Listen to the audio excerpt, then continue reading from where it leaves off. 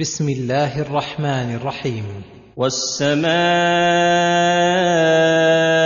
والطارق وما أدراك ما الطارق النجم الثاقب. يقول الله تعالى: والسماء والطارق وما أدراك ما الطارق، ثم فسر الطارق بقوله النجم الثاقب، أي المضيء الذي يثقب نوره فيخرق السماوات فينفذ حتى يرى في الأرض.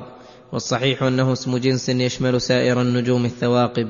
وقد قيل إنه زحل الذي يخرق السماوات السبع وينفذ فيها فيرى منها، وسمي طارقا لأنه يطرق ليلا.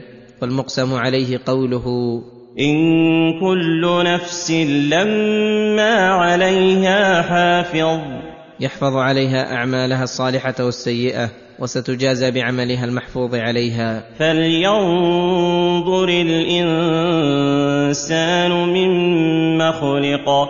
فلينظر الإنسان مما خلق، أي فليتدبر خلقته ومبدأه. خلق من ماء دافق يخرج من بين الصلب والترائب.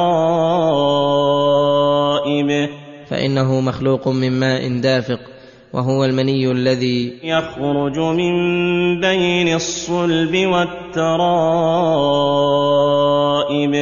يحتمل أنه من بين صلب الرجل وترائب المرأة وهي ثدياها، ويحتمل أن المراد المني الدافق وهو مني الرجل، وأن محله الذي يخرج منه ما بين صلبه وترائبه، ولعل هذا أولى، فإنه إنما وصف الله به الماء الدافق والذي يحس به ويشاهد دفقه، وهو مني الرجل.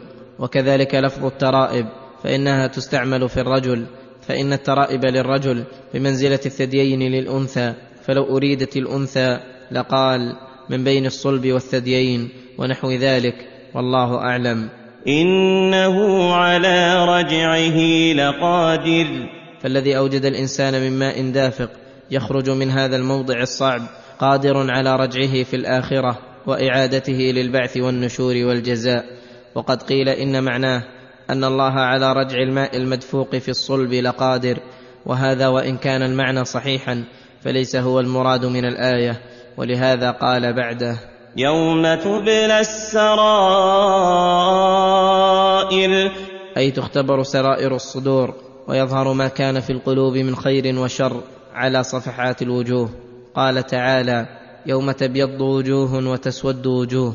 ففي الدنيا تنكتم كثير من الأمور ولا تظهر عيانا للناس، وأما في القيامة فيظهر بر الأبرار وفجور الفجار، وتصير الأمور علانية. فما له من قوة ولا ناصر. فما له من قوة يدفع بها عن نفسه، ولا ناصر خارجي ينتصر به. فهذا القسم على حالة العاملين وقت عملهم وعند جزائهم. ثم أقسم قسما ثانيا على صحة القرآن فقال: والسماء ذات الرجع والأرض ذات الصدع.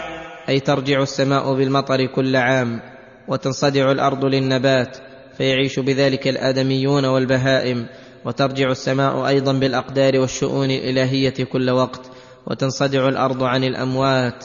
إنه لقول فصل وما هو بالهزل. إنه أي القرآن لقول فصل، أي حق وصدق بين واضح. وما هو بالهزل، أي جد ليس بالهزل، وهو القول الذي يفصل بين الطوائف والمقالات وتنفصل به الخصومات. إنهم يكيدون كيدا وأكيد كيدا. إنهم أي المكذبين للرسول صلى الله عليه وسلم وللقرآن يكيدون كيدا ليدفعوا بكيدهم الحق ويؤيدوا الباطل.